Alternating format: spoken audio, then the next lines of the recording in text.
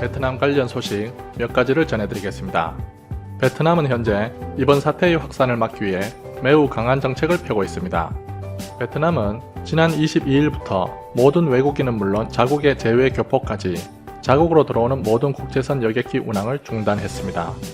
이러한 상황에서 국내 삼성과 LG의 행보는 매우 이례적입니다. 삼성과 LG는 외부인과의 접촉 차단, 이동 시에도 별도 차량 이용, 건강 상태 확인, 전세기 조달 등의 방안을 제안하고 베트남 당국으로부터 예외 입국을 이끌어낸 것입니다. 먼저 삼성 디스플레이는 지난 3월 13일에 엔지니어 186명을 전세기로 급파하였고 오는 28일에 엔지니어 180여 명을 아시아나 항공 전세기를 통해 베트남 북부 빵린성 번동 공항으로 출발합니다. 현지에 도착한 직원들은 빵린성 사업장 인근에 마련된 삼성 단독 시설을 이용하되 2주간의 기간을 거친 후 OLED 모듈 공장 개조 작업에 순차 투입됩니다. 또한 LG그룹도 베트남의 전세기를 이용해 엔지니어들을 급파합니다. 업계에 따르면 베트남 정부는 LG 디스플레이, LG전자, LG이노텍 등 LG그룹 전자계열사 엔지니어들의 입국을 승인한 것으로 파악됐습니다. 따라서 LG그룹은 다음 주부터 3개월에 걸쳐 약 500여 명의 인력을 베트남 북부 항구 도시인 하이퐁 LG 생산단지에 출장을 보낼 계획입니다. 한편 베트남은 24일 기준 123명으로 10명 정도 더 늘어났습니다. 베트남 당국은 주로 미국이나 유럽에서 들어오는 자국민과 유럽과 미국 사람들이라고 밝혔습니다. 주목할 만한 뉴스는 베트남 기업인 비엣아 테크놀로지에서 생산한 RT-PCR 방식의 제품으로 말레이시아, 이란, 핀란드, 우크라이나 등 4개국에 수출하게 된 것입니다. 이 밖에도 20여 개국과 수출을 협상 중이라고 합니다. 베트남 당국은 현재 이 제품과 한국 제품을 사용하고 있습니다. 그런데 베트남 현지에서는 이번 제품을 대량 생산하여 수출하는 것에 대한 자부심이 대단합니다. 현지 분위기는 다음과 같습니다. 베트남은 이미 대규모 진단 제품을 생산하는 나라다. 이 제품은 100% 정확한 결과를 도출할 수 있다. 대단하지 않은가? 이 정도면 이미 다른 나라에서 수출 요청이 쇄도했을 텐데 말이다. 반면에 한국의 진단 제품은 정확하지 않지만 속도가 빠르다. 베트남 제품은 속도는 느리지만 100% 정확하니 더 우수하다. 그래서 현재 베트남 상황에서 베트남 제품이 더 적합하지 않은가? 그런데 베트남이 왜 한국의 빠른 진단 제품에 대한 지원을 요청합니까? 사실 우리 베트남 것이 더 좋은데 어쩔 수 없이 한국 제품을 사용해야 하니 안타깝다는 반응을 보이고 있습니다. 그런데 베트남 제품의 단점은 결과를 24시간이나 48시간 후에나 알 수 있습니다. 그러니 베트남 당국에서도 빠르고 정확한 한국 제품을 사용하고 있고 동시에 저렴한 베트남 제품도 함께 사용하고 있는 것입니다. 현지 베트남에서 어떤 기준으로 한국 제품이 정확하지 않다고 주장하는지 어이가 없는 상황입니다. 전 세계로부터 인정받고 미국, 유럽에 수출하는 한국 제품을 시기하는 것이 안타까운 상황입니다.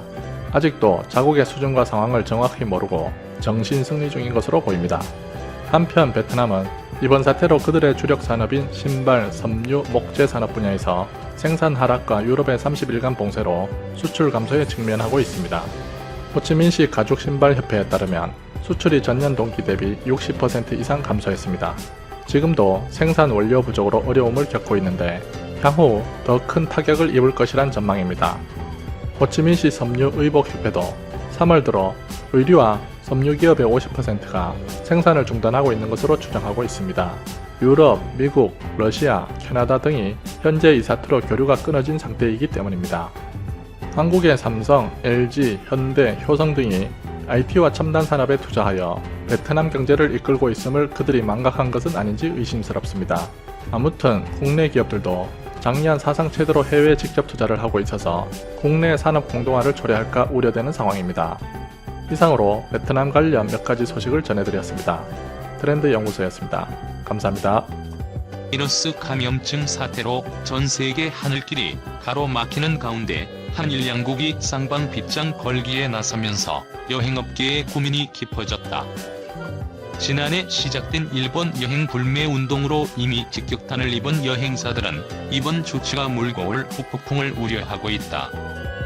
10일 외교부에 따르면 이날 오전 10시 기준 한국발 입국자를 대상으로 입국을 금지하거나 검역을 강화한 국가, 지역은 총 123곳으로 늘었다. UN 회원국 중 64%가 한국과의 하늘길을 닫은 셈이다. 한국과 일본은 지난 9일부터 상대국에 대한 입국 규제를 강화했다.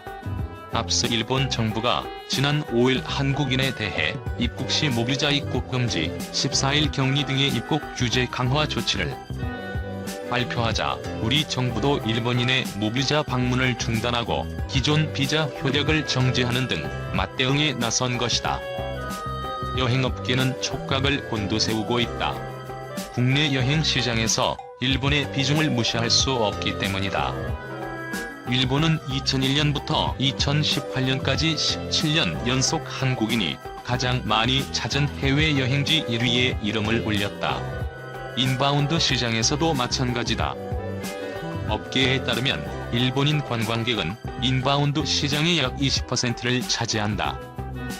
하지만 지난해 시작된 일본 여행 불매 운동으로 일본향 상품 취소가 잇따르며 업계는 직격탄을 맞았다.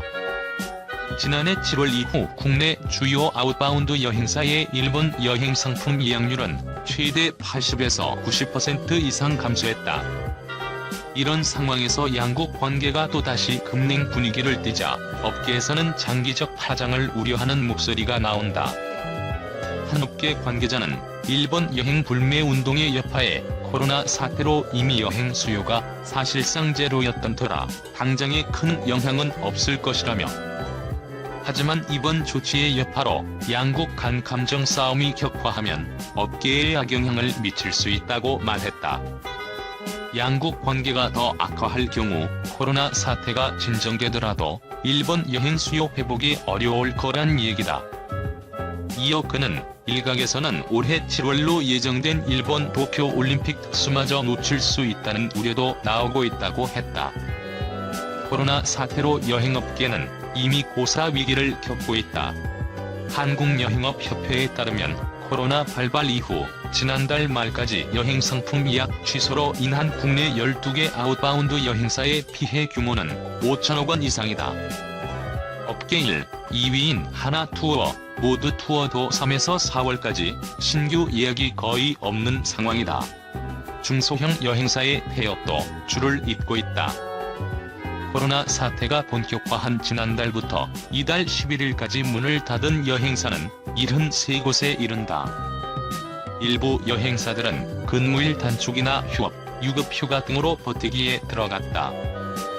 고용노동부에 따르면 지난 1월 29일부터 이달 11일까지 고용유지지원금 신청을 위해 휴직, 휴업 계획을 신고한 전체 사업장 중 여행업종이 1796개로 가장 많았다.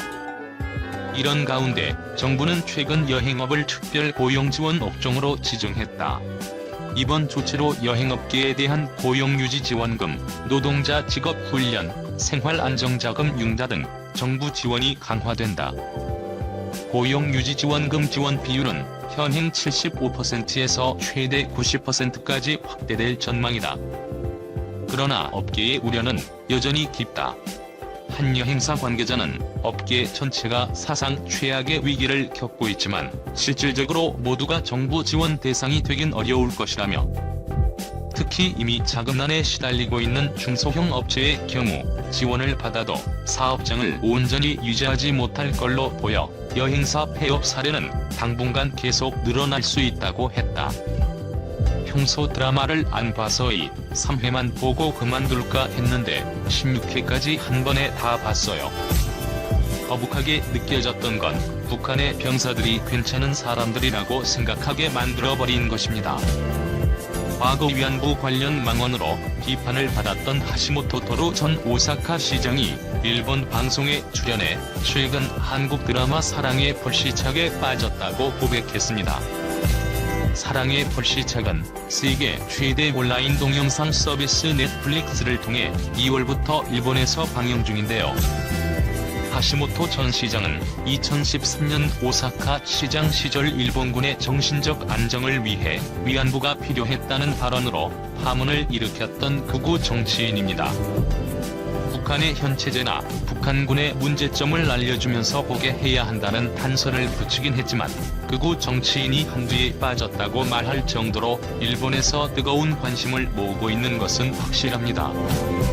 사랑의 불시착뿐 아니라 이태원 클라스, 더킹, 영혼의 군주에 이어 이달 초부터 방송을 시작한 슬기로운 의사생활까지 그야말로 한디의 질주가 이어지고 있습니다. 특히 사랑의 불시착은 제2의 겨울연가로 불릴 정도인데요. 사랑의 불시착은 공개 4개월이 지난 이번 달까지도 일본 넷플릭스에서 가장 많이 본 드라마에서 정상 자리를 지키고 있고 다른 드라마 역시 10위권 이내에 올라와 있습니다. 특히 한일 두 나라의 갈등은 그 어느 때보다 심각한 상황이죠. 최근 한국 법원이 압류된 일본 기업의 자산을 매각해 현금화하는 절차를 본격화하면서 일본 정부는 수입 관세 인상 등 보복 조치를 검토 중인 것으로 알려지고 있습니다. 그럼에도 한국 드라마가 일본에서 극우 정치인까지 빠져들게 할 정도로 인기가 있는 이유는 뭘까요? 일본은 신종 코로나 바이러스 감염증 때문에 집에서 머무는 시간이 늘면서 넷플릭스, 아마존 프라임 비디오 등 주문형 비디오의 이용이 늘었다고 합니다. 한국 연예인 뉴스를 전하는 일본 단민은 영화, 영상 등의 분석을 GM 파트너스의 자료를 인용해 넷플릭스가 지난해 VOD 시장에서 13.8%의 점유율을 보였고 코로나19가 강타한 올해는 더욱 높아지고 있다고 전했습니다. 특히 넷플릭스가 인기를 끄는 이유로 한국 드라마나 영화 등 이른바 K 콘텐츠의 약진이 한몫하고 있다고 분석했는데요. 전에 DVD를 빌려서 볼 수 있었던 한두와 영화를 넷플릭스를 통해 한국 시청자와 큰 시간 차이 없이 볼 수 있다고 전했습니다.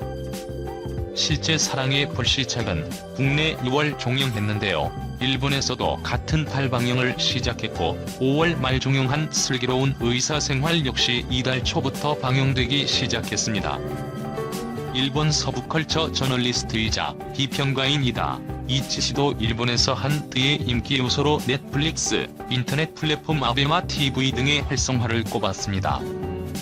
VOD 서비스가 활성화하기 전 한국 콘텐츠는 전문 채널에서 방영한 이후 DVD로 판매되고 그 이후 지상파에서 방송되는 시기였기 때문에 한국에서 방송된 뒤 2에서 3년 지난 낮 시간에 방송됐다고 합니다.